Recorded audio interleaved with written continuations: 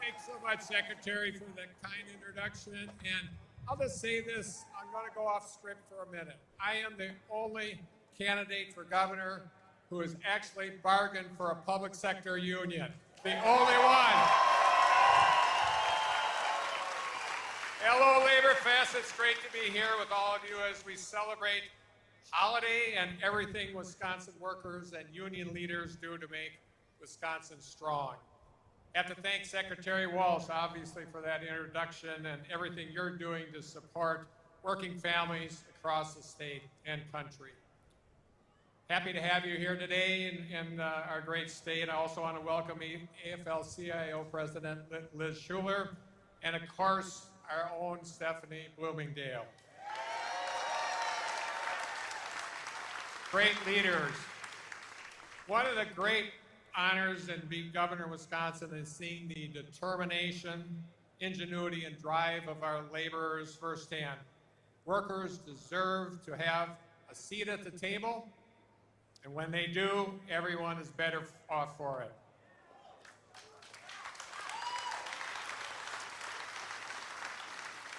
Union laborers helped create the middle class in the state of Wisconsin and created standards for workplaces, Social Security, minimum wage requirements, and more.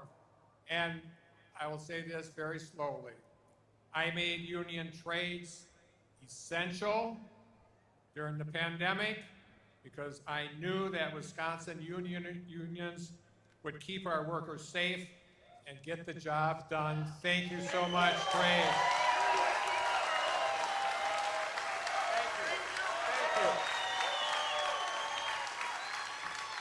We've been able to accomplish this together to help our working families and our state succeed. You know, fix the damn roads, because for too long our infrastructure has been unfunded and not prioritized. We've repaired nearly 5,000 miles of highway, 1,500 bridges, and a whole bunch of Scott holes. Remember those? I invested more than $150 million in filling jobs and expanding job training and apprenticeship programs. Also, workers are keeping more of their paychecks thanks to a 15% income tax cut that I signed.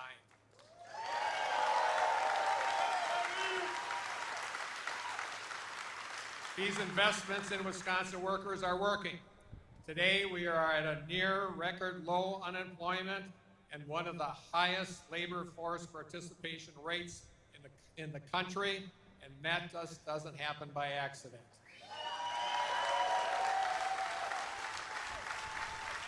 This happens because we've been doing the right thing to grow our economy, but we can do even more to fill jobs and connect workers with good-paying, in-demand jobs across the state.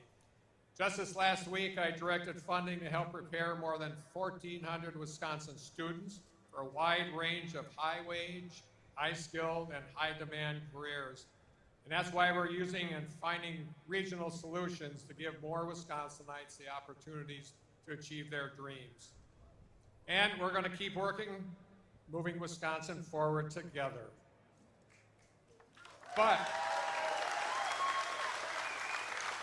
we can't do this alone, right? Just by the folks here in Wisconsin. Fortunately, we have a president who understands the challenges facing working families and willing to work with us to find common sense solutions.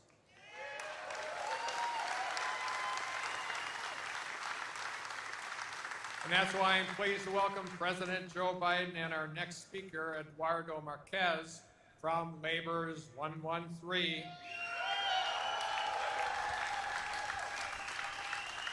Eduardo has been a laborer since 2014, and we're so grateful for the hard work and dedication of folks like him across the state.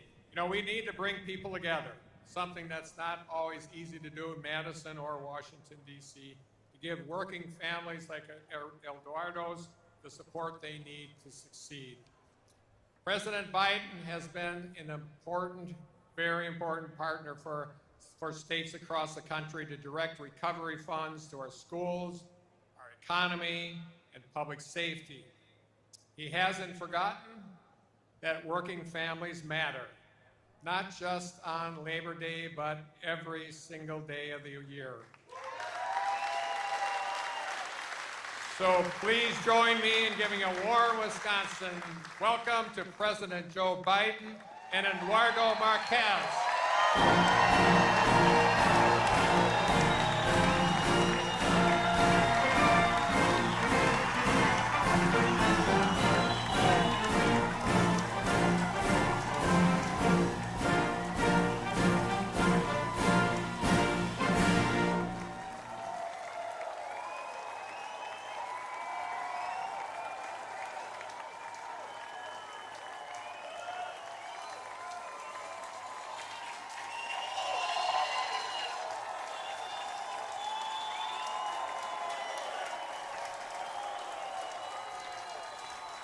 All right, guys, this is awesome. Thank you. Good afternoon, brothers and sisters, ladies and gentlemen. For those who don't know me, I'm Eduardo Marquez. A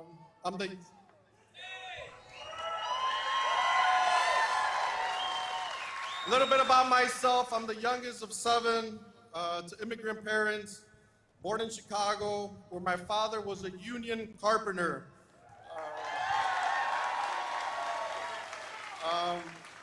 That's where I was introduced to construction and hard work. I moved to Waukesha when I was 20 years old. I've been a member of Local 113 since 2014. I started as a mason tender, all under the building trade. Some responsibilities are to build scaffold, operate the hydro lift, and rough terrains. All of this I was trained and certified in our Union Training Center in DeForest, Wisconsin.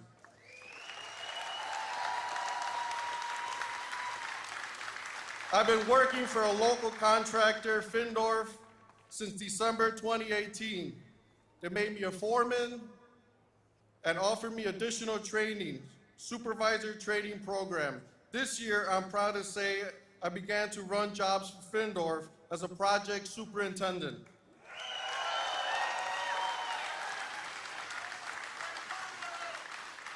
Right now, we're building a children's clinic. I'm married with 3 sons. Thanks to the union wages and benefits, my wife was able to be a stay-at-home mother for 6 years to raise our boys.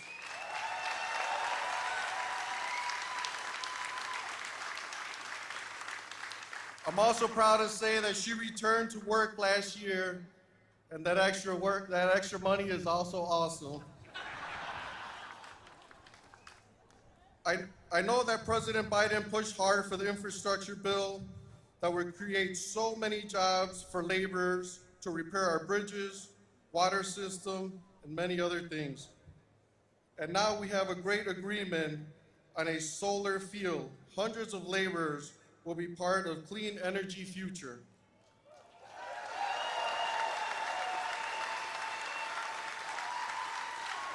I'm so proud and honored to stand here today and say thank you, President Biden, for looking out for workers and our families.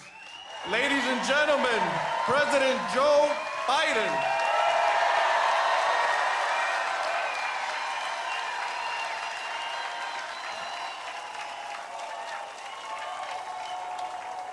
Hello, Milwaukee.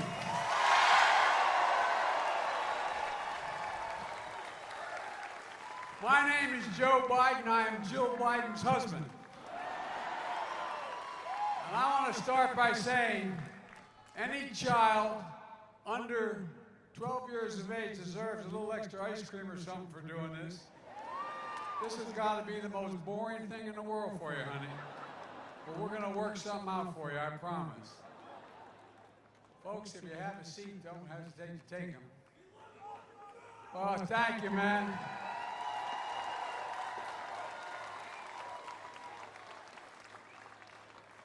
Well, you know, I think this is getting to be a pretty good year for a Labor Day. Eduardo, thank you for that introduction. It's great to be with Governor Evers, Representative Gwen Moore. Where's Gwen? There you go, Gwen. I love you, kid. You've been there every step of the way when I've needed help as president. Thank you, thank you, thank you. And Mayor Johnson, where's Mayor? Where's the mayor? There you go. You got those two beautiful girls in the sun. I tell you what. You got to tell your girls, you got to be patient with we dads. We're hard to raise. We're hard to raise. And where's the county executive? Stand up, big guy. I think these two guys spend all their time in the gymnasium. They look like they're in too good a shape. I want to thank Tammy. She couldn't be here today. Who's a champion of working people and always there. You know, and the same goes for Lieutenant Governor Mandela Barnes, who couldn't be here, but he's going to be your next United States Senator. Oh, he is. And I want to thank Liz Schuler for her fearless leadership of the AFL-CIO, and thanks to Pam for your leadership of the AFL-CIO here in Milwaukee. Thank you, thank you, thank you. Where is she? Back here. Okay, there you are, Pam. Okay, I was wondering where everybody sit. And how about actually having a union guy as the Secretary of Labor? I tell you what, if you're going to be in a foxhole, you want Marty in there with you. Now, you may have trouble understanding when he starts talking about car bonds and instead of garages and he talks kind of funny, but he knows what he's talking about. I promise to be the most pro-union president in American history, and Marty's keeping me make that promise.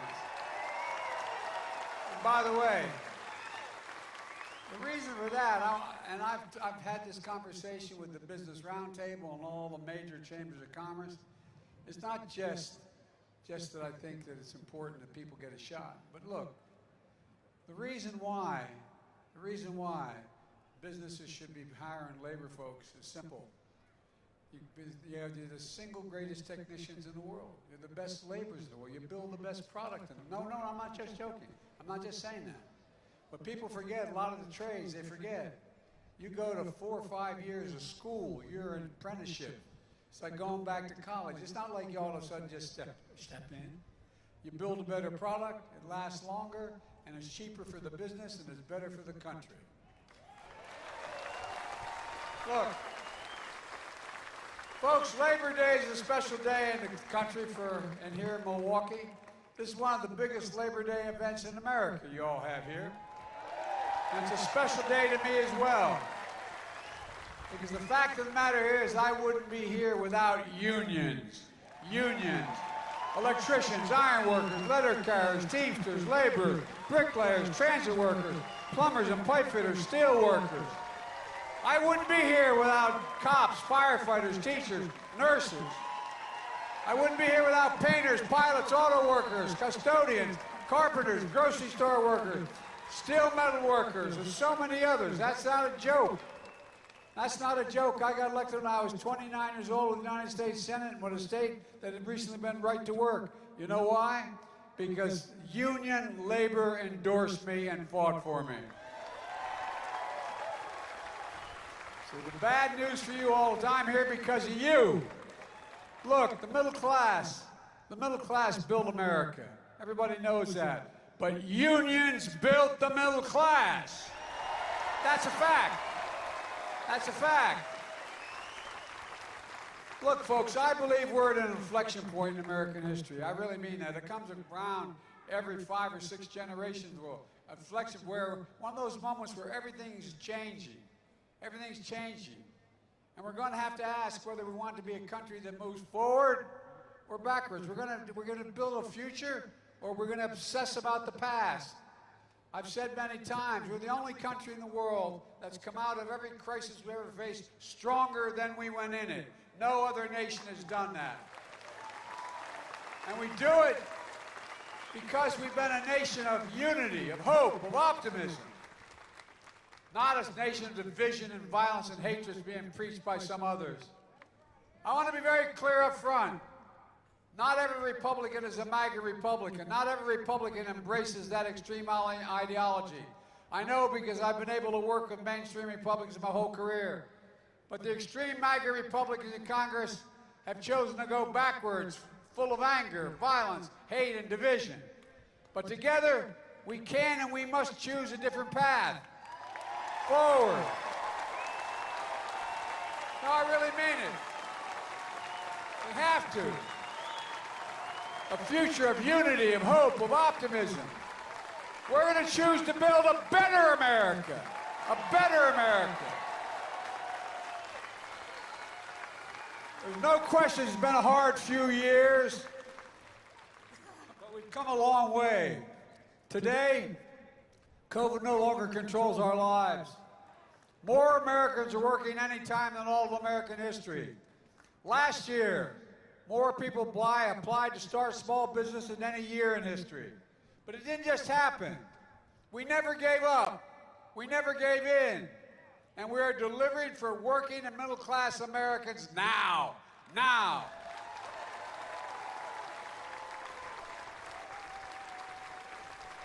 Nearly 10 million new jobs, more jobs have never been created at this point in any presidency in history. Wages are up. Unemployment remains near a 50-year low. And the big reason for all this is the American Rescue Plan that I signed into law shortly after taking office. With the help of your Democratic members of Congress, that's how we got it done. Not one single Republican vote. The plan took America from economic crisis to economic recovery. And here in Wisconsin, your governor and your mayor in Milwaukee used that money like it's supposed to be used. Keeping city workers on the job in the face of rising costs, keeping streets safe by fixing streetlights, training 130 new firefighters, helping hire close to 200 more police officers. Not a single Republican voted for that. Not one single one. Every single Republican in Congress in this state voted against that funding. So let me remind you, I really mean it. Let me remind you, what else is in that American Rescue Plan? A thing called the Butch-Lewis Act. Now look, for too long, most Americans don't know what that means. Those of you who have been driving trucks from factory to stores, bagging our groceries, building our buildings, bridges, roads, so much more. And with each paycheck you earn, the employees put money into that pension plan. But some companies didn't set aside enough money to pay for those plans. And as a result, hundreds of pensions, 2 to 3 million workers and retirees were going insolvent. Millions of retirees are at risk of losing their retirement security through no fault of your own. So with the American Rescue Plan, we passed the Butch-Lewis Act to protect pensions all of you work so damn hard for. Pensions you sacrificed for. And retirement would be a little like losing your Social Security and your Medicare. It's one of the most significant achievements union workers and retirees, for union worker retirees, in over 50 years. And I'll say it again, not a single Republican congressman voted to protect your pensions. Not one. And by the way, I know a lot of them wanted to vote for it. They're afraid of losing primaries in this new Republican Party. They also passed once-in-a-generation investment in our nation's roads, highways, bridges, railroads, ports, water systems, high-speed internet. Folks, your governor's already repaired over 5,000 miles, 1,500 bridges in Wisconsin alone. Just a start. We will, when this is over, have the best infrastructure, not a joke, in the entire world. The single best in the world. And that means jobs. No, that means jobs. That means we continue to lead the world. You can't do it without the best ports. You can't do it without the best airports. You can't do it. I'm not going to go on, but the point is, you can't do it. Right here in Milwaukee, it's estimated 40% of the homes still have lead service water, lead pipes for the water. Because of the infrastructure law, this city is receiving millions of dollars to replace those lead pipes, to make sure families have safe drinking water. Your child shouldn't have to worry about turning on the faucet or going to school, going to the water fountain, and worried about any kind of lead in the water. Look, it's the biggest investment in America since President Eisenhower's Interstate Highway Act. And we made sure the infrastructure law included significant labor protections. For example, the majority of the funds in the law are subject to Davis-Bacon. And it's not just because I wanted to help unions. It's simple. You're the best in the world. That's not hyperbole. No, it's not a joke. You really genuinely are. You just don't decide you want to be a pipe fitter or electrician. It takes you 4 to 5 years of hard work, apprenticeships. It's like going to college. You're the best trained workers in the world, and you deserve to be treated that way. And by the way, those of you who know me, no one ever doubts I mean what I say. The problem is I sometimes say all that I mean. I made the same comments to the Business Roundtable, to the Chamber of Commerce. They understand it. They don't want to pay it. They understand it, though, because it's true. I also signed the Chip and Science Act, a groundbreaking law. Will once again manufacture semiconductor chips that power every day, everything, our smartphones, dishwashers, automobiles, national security stuff, right here in America. Guess what? We invented it here. We invented it here. In America.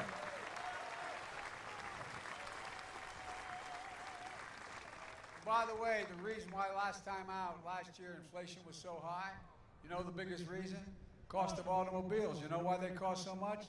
They didn't have the computer chips to make the automobiles. Folks, here in Wisconsin, Senator Baldwin made clear that you're ready to take advantage of this law. With world-class universities and a workforce that knows how to manufacture projects here in Wisconsin. This law is going to create tens of thousands of jobs in America, bringing billions of dollars of investment here in America. Well over $100 billion investments in America, revitalizing American manufacturing. Where is it written? Where is it written that says America can't lead the world in manufacturing? Where does it say that? We've exported too damn much. In fact, next week I'm going to Ohio for the groundbreaking of a multi-billion-dollar semiconductor manufacturing plant. The company is Intel. It's one of the largest investments of the kind ever. They're putting $20 billion in as a start. It's going to create thousands of jobs, thousands. 7,000 construction jobs just building the facilities. 5,000 permanent jobs for blue-collar workers who will make $125,000 a year in those jobs.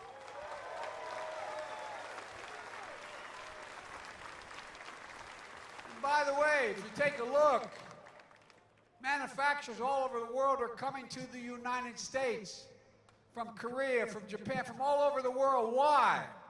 You know why the head of the outfit out of Korea told me they're coming here? Because we have the safest environment and the best workers in the world. That's a fact. We do. I'm not just saying this. This is real.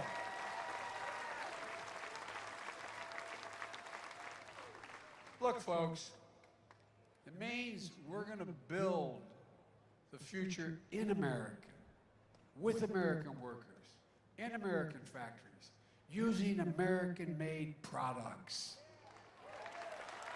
Look, something most people don't know, but you guys out there in this audience know, 15% of our military veterans become union workers when they leave the military. 15%. How many veterans out there? Holler out. You got it. In my State of the Union address, I put forward what I call the unity agenda, including taking care of our veterans. Look, we have a lot of responsibility, but only one sacred responsibility, not a joke. And I mean this from the bottom of my heart, and I've said it from the first day I entered politics. We have an obligation to equip those we send into harm's way and care for them and their families when they come home, both their families.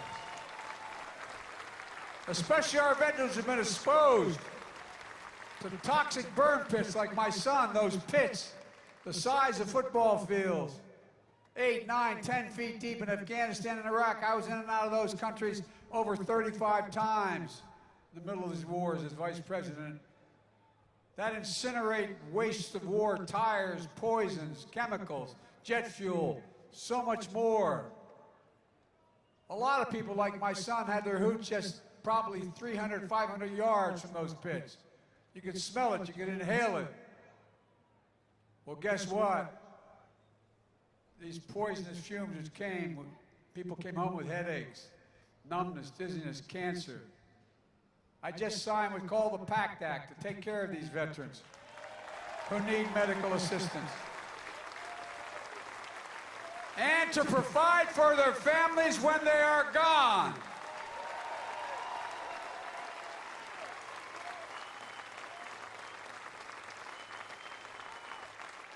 For God's sake, it's the least we can do. It's the least we... Well, I'd love you too, kiddo, I'll tell you. Look, like I said, I believe we have a lot of obligations. We have a lot of obligations, only one sacred obligation. That's to take care of those vets we send overseas when they come home. No, I know, but I really mean it. And as I said, I just signed into law a historic Inflation Reduction Act. It wasn't easy to take on big drug companies, but we did. I've been fighting them since I got in Congress 180 years ago. You know, we pay more for prescription drugs in the United States of America than any major country in the world. Here in the United States. Okay? There's no reason for it. For the last several decades, many of us have been trying to fix the problem. But for decades, Big Pharma tried to block giving lower drug prices for those on Medicare or anywhere else.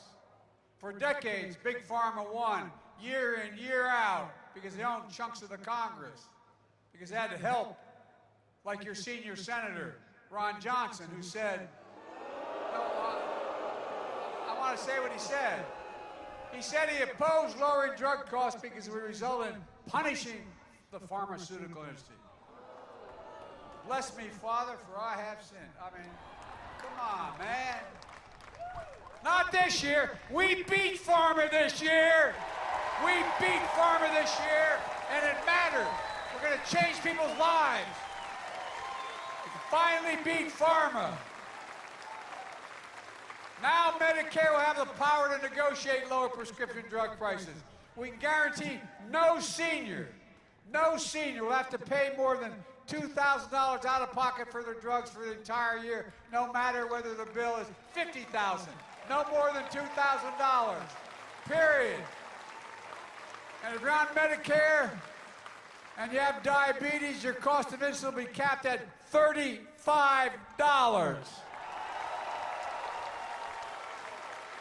And by the way, there's a reason for that. You know how much it costs them to make and package the insulin for diabetes? $10. 10. Any of you you need that insulin, or your children need it, you know what it costs. It costs you somewhere between $650 and $1,000 a month. It's outrageous. Well, guess what? We also had in this bill of mine, we also had a provision that affected people who weren't on Medicare. But because of the leadership of your senior senator and others, it got defeated. But I'm coming back and getting it.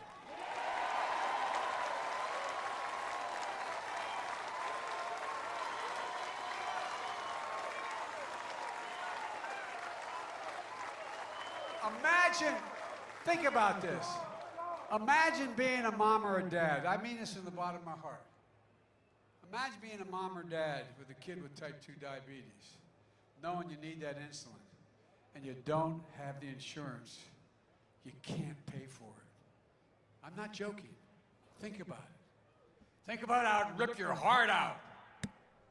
It's wrong. It's simply wrong, and we're going to end it. It costs $10 and you can make $35 if you want. That's it.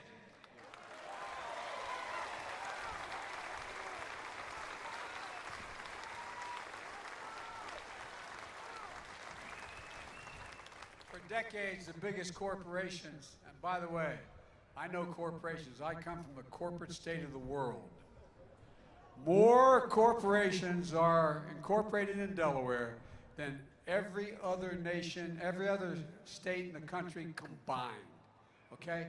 So I can write a doctorate on corporations.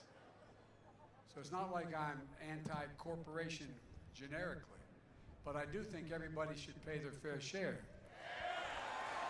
And by the way, look, for decades the biggest corporations, the wealthiest Americans have fought to block a fair tax code.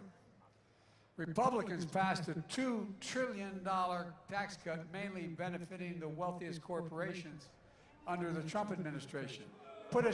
By the way, increase the debt by $2 trillion. Well, guess what? In 2000, 55 of those corporations earned $40 billion in profit.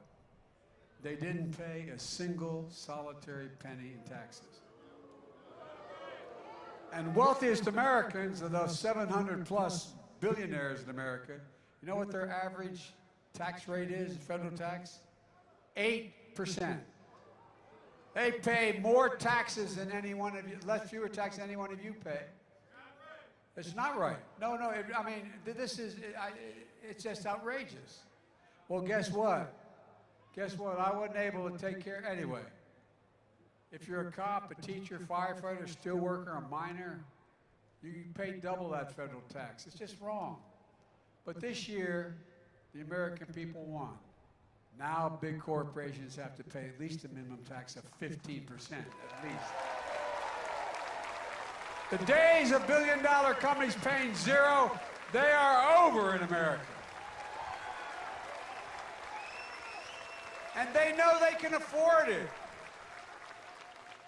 And while we're doing this, we're actually reducing the federal deficit. You know how they talk about responsible debt? The last guy left me with a giant deficit. Well, guess what? In my first year, I reduced the deficit by $350 billion. You know how much? You know how much I'm reducing the deficit this year? $1,500,000,000 reduction in the deficit.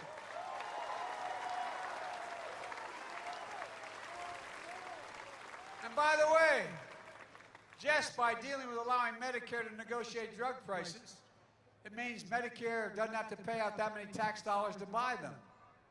That alone is going to reduce over time $300 billion in the deficit. You would think the Republicans really cared about reducing inflation, they'd vote for the Inflation Reduction Act. But every single Republican in the House and Senate voted against it. Every single Republican in the House and Senate. Now, I admit, some of them voted against it. They thought it made sense, but they couldn't let Biden, quote, have a victory. It's not my victory. It's the American people's victory.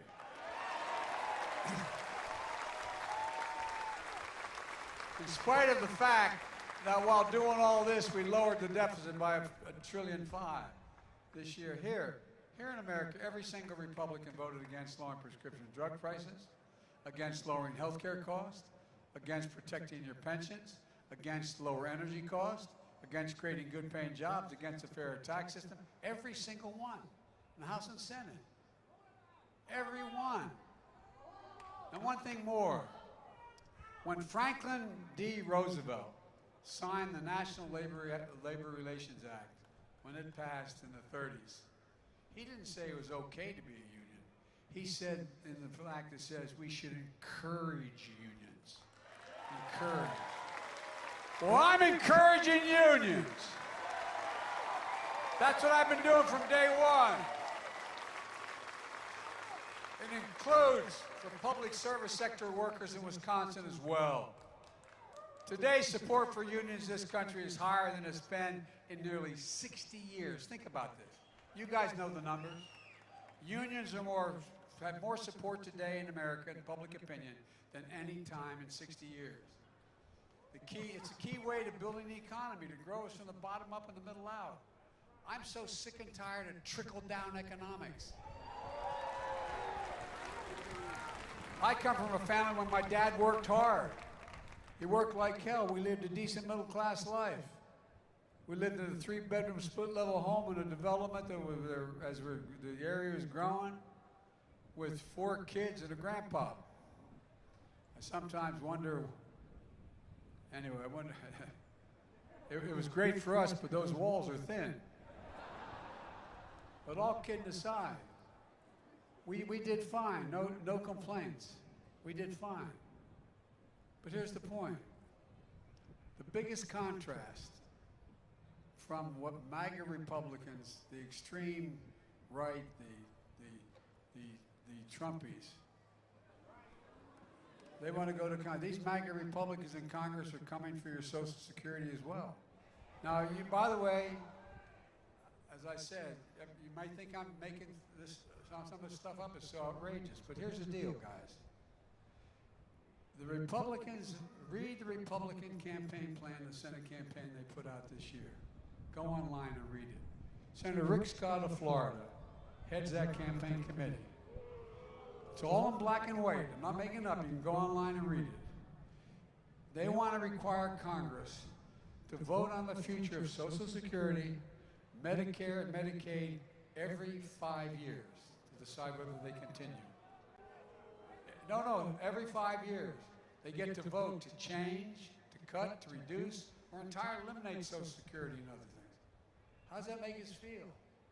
Knowing you guys, and then remember that song, Along Comes Young, and then along comes Ron Johnson of Wisconsin. He's arguing that 5 years is too long to wait to savage these programs people depend on. He wants to put Social Security and Medicare literally in a chopping block every single year, treated like any other appropriation. Let me remind you, you paid for your Social Security Medicare. Taken out of your paycheck at the time you're 18 years old. The same guy who said, he's the same guy who said if Republicans get control of Congress, they're coming after the Affordable Care Act again, denying health insurance to anyone with a pre-existing condition. That's the only reason they're able to get it. The only reason they get, if they have a pre-existing condition, the only way to get insurance is because of the Affordable Care Act. That's not a joke. This guy never stops. But guess what? I ain't stopping either. Folks, you and I, we offer a starkly different vision for this country. A vision of a fairer, more decent America. One where everybody has a fair share, where every American is treated with, my dad would say, with dignity. The economy that works for work, not wealth. Let me close with this. We're a serious moment in our nation's history, and it's not I mean it from the bottom of my heart. As I said last week, we remain in the battle for the soul of America. By the way, all right, God love you. Let him go. Let him go. No, don't, let him go. Look, everybody's entitled to be an idiot. No, everybody's entitled. Okay? Look.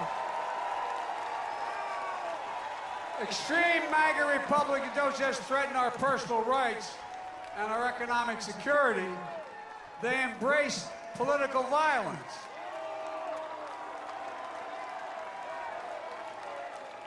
Look,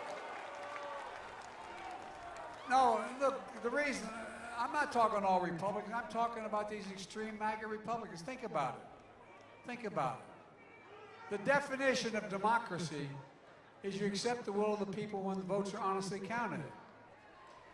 These guys don't do it. Name me a democracy in the world where a leader argues to engage in violence. To this day, MAGA Republicans in Congress defend the mob that stormed the Capitol, and people died later. Senator Johnson said it was, by and large, a peaceful protest. Have you seen the videos, what happened that day? Listen to the stories of the members of both parties of Congress and the jeopardy they were put in. Cops attacked and assaulted, speared with flagpoles, sprayed with mace, stomped down, dragged, brutalized. Police lost their lives as a result of that day. And the MAGA Republicans and your senior senator said it was a peaceful protest. Folks, you can't be pro-insurrectionist. I'm being deadly earnest now. There's no democracy where you can be pro-insurrection and pro-democracy. So when I say the democracy is at stake, I mean what I'm saying, literally.